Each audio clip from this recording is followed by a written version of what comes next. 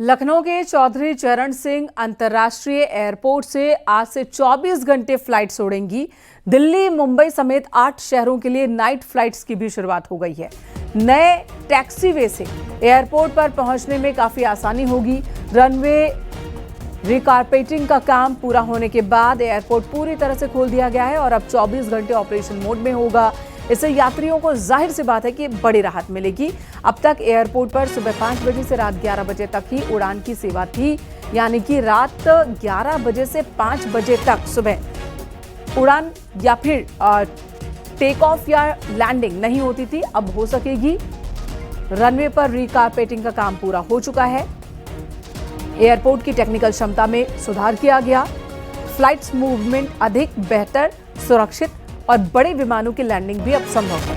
Fog और बारिश के दौरान भी यहां पर सुरक्षित लैंडिंग हो सकेगी।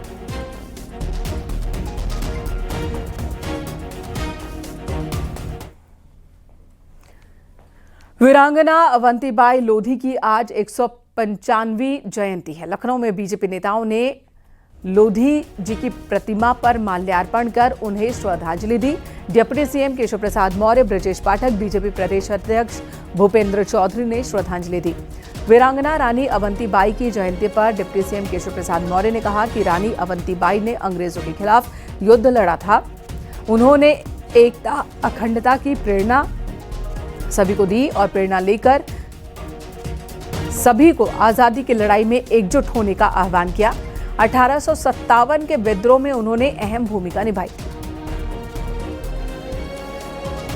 जनसैलाब उमड़ा है भारतीय जनता पार्टी की ओर से, उत्तर प्रदेश सरकार की ओर से रानी अवंतीबाई जी के चरणों में आज जयंती के अवसर पर पुष्पांजलि अर्पित करने आए हैं।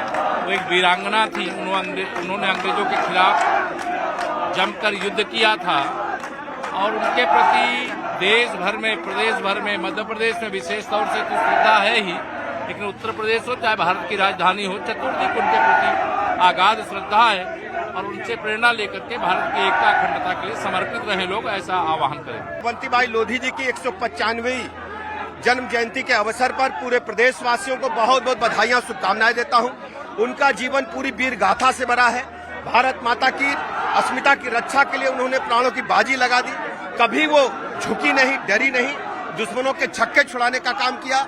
ऐसे अवसर पर भारतीय जनता पार्टी उत्तर प्रदेश जन जन को संदेश देना चाहती है। अवंतीबाई लोधी जी के जीवन चरित्र से हम सबको प्रेरणा लेनी चाहिए और भारत माता के समर्पित भाव से काम करते हुए आदरणीय मोदी जी के नेतृत्व में भारत माता का झंडा सबसे सर्वोच्च शिखर पर हम सबको पहुंचाना है। अवंतीबाई लोधी जी का आज 195वां जन्मदिन है। महारानी अवंतीबाई लोधी जी ने देश के स्वतंत्रता संग्राम में, जो हमारा पहला स्वतंत्रता संग्राम 1857 में हुआ था, उसमें अंग्रेजों का जम करके मुकाबला किया और उस स्वतंत्रता संग्राम में पहली वीरगति को प्राप्त होने वाली वो महिला थी, जिन्होंने देश के सामने एक आदर्श रखा और निश्चित रूप से जिस प्रकार से उन्होंने अपने राज्य की शासन व्यवस्था संभाली और पूरी ताकत के साथ डटकर अंग्रेजों का मुकाबला किया, उनका जीवन हम सबको प्रेरणा देता है। फिरोजाबाद में पुलिस ने मुठभेड़ के दौरान घायल बदमाश को गिरफ्तार किया। एनकाउंटर के दौरान पुलिस की जवाबी फायरिंग में उसके पैर में गोली लगी। उसके पास से एक अवैध तमंचा, जिंदा कारतूस और चोरी की बाइक बरामद की गई। शातिर अपराधी रॉकी उर्फ बम्बा थाना सिरसागंज में वांटेड था। घायल अपराधी को इलाज के लिए जिला अस्पताल भेजा गया।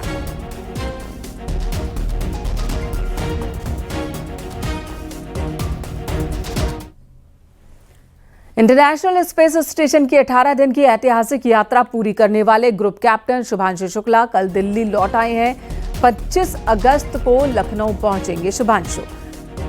उनकी घर वापसी को लेकर दिल्ली से लखनऊ तक लोगों में खुशी है। सीएमएस स्कूल में बड़े आयोजन की तैयारी है। 23 अगस्त को राष्ट्रीय अंतरिक्ष दिवस के मौके पर देशवासियों से बातचीत भी कर सकते हैं शुभांशु शुक्ला। घर वापसी से पहले शुभांशु ने इंस्टाग्राम पर विमान में बैठने की एक तस्वीर शेयर की।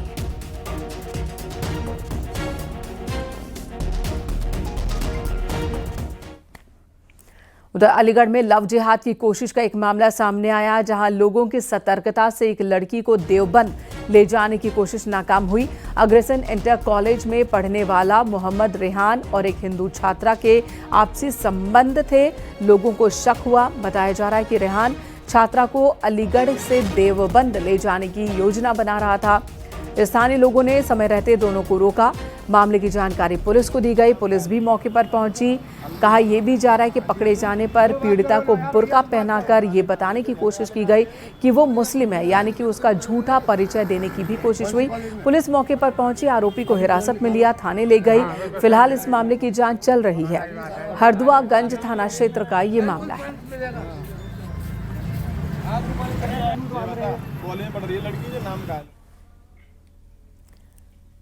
यहाँ रुकेंगे एक और ब्रेक के लिए। खबरें ब्रेक के बाद भी जारी हैं।